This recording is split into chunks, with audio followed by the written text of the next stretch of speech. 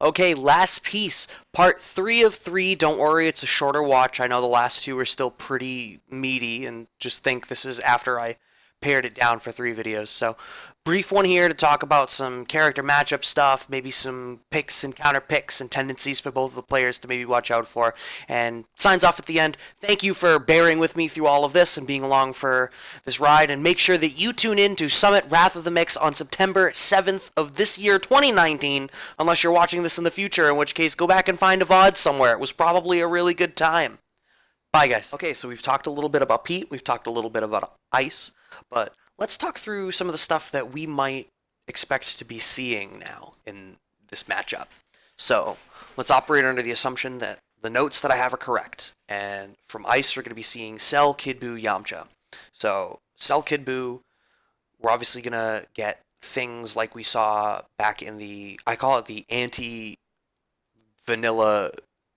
Gohan team that we saw Sonic Fox put together after he lost to Goichi back-to-back when he brought out Cell, Kid Buu, Gotenks. And the mix-up availability of Cell, Kid Buu is really good. And we saw, Sonic went to EVO this year with Bardock, Kid Buu running a very similar mix-up engine of getting that Kid Buu assist and then neutral jump, kind of 3+ way high-low mix-up.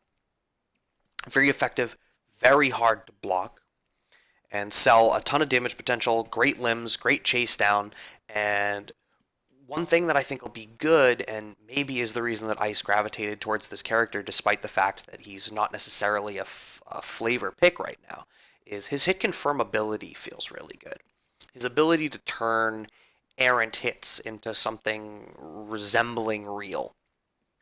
You know, the 5S into M Rolling Crush is, going to give you something of a knockdown on some of the weirder hit confirms.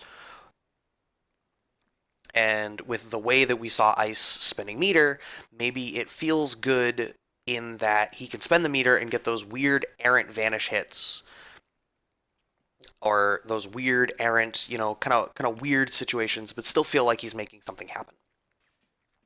With Pete has called out Bardock, Blue Goku, SSJ.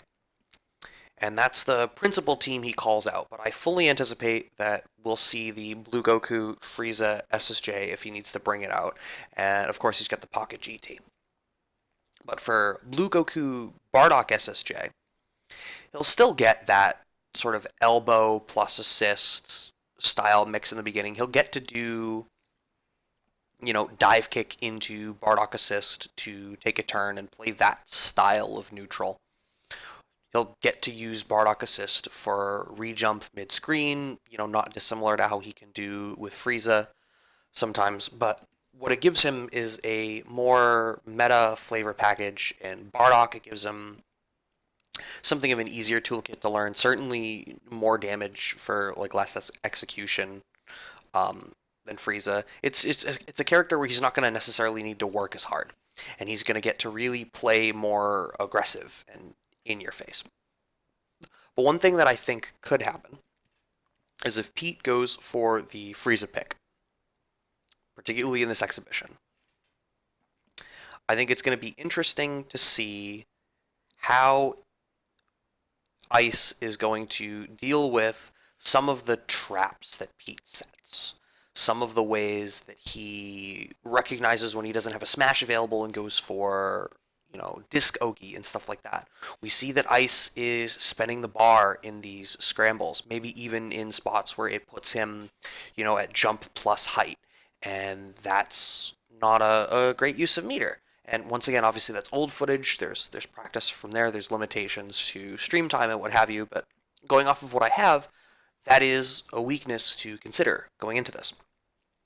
So what that might lead to is things like that down tech meaty disc setup being very effective, or setting these frame kills or any other sort of meaty disc or frame trap style gameplay there working really well. And then you've got the fact that the tried and true sort of bread and butter Blue Goku kind of mix up is that 5LL into the overhead versus the 2M. and there's something of a delay there, and that is maybe enough room for Ice to hit buttons if he's feeling particularly antsy. If he's feeling more reserved and is willing to take his time, and he uses this mix-up engine effectively, if he takes out that blue Goku on point, and once again I'm going to operate under the assumption that Pete is going to play his Frieza team. If he takes out that blue Goku on point, what we've seen is that he can get a little smothered, and in particular, he can sometimes struggle once he's in that zoning mindset to compensate for that anti-air space that he uses the blue Goku to really try to shut down. It's a hard thing to do as a zoner in any game, but even particular in this game with the amount of air movement options that there are, you always need to be mindful of it. And if Ice is playing on a level where he can take out that blue Goku and he can deal with that zoning pressure and stay on him, I think Pete's struggle is going to be being ready for the vanishes, being ready for these errant hits and to vanish, being ready for him to swing through these wider gaps. Pete's going to need to keep his stuff tight, and he's going to need to be mindful of some of these potentially more wild movement decisions. If Pete plays the Blue Cube Bardock, it's going to be a little bit more stable of a team.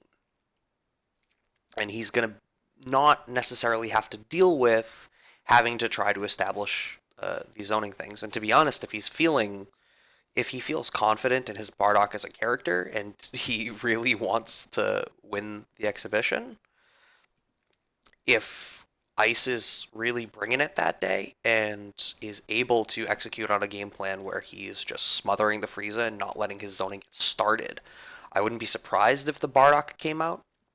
But we will have to see. So if you guys want to check it out, the Wrath of the Mix is being broadcast on September 7th. I am part of the commentary team for that. So if you guys want to see more of this style of content, you can follow me on YouTube here. Follow me on Twitter to find out when and where I'm going to be at these kinds of events. And make sure you follow at FlokiFGC on Twitter so that you can follow his updates on the Wrath of the Mix stuff. And you should also follow Jay Diesel because this coming Monday, and I'm recording this on August 26th. Oh no, that is today. God, it's after midnight. So tonight, but on August 26th, I will be on the Under the Radar podcast to talk about the rest of these matches. So thank you guys for tuning in. I hope you've enjoyed it. And remember to comment, subscribe, all that happy stuff.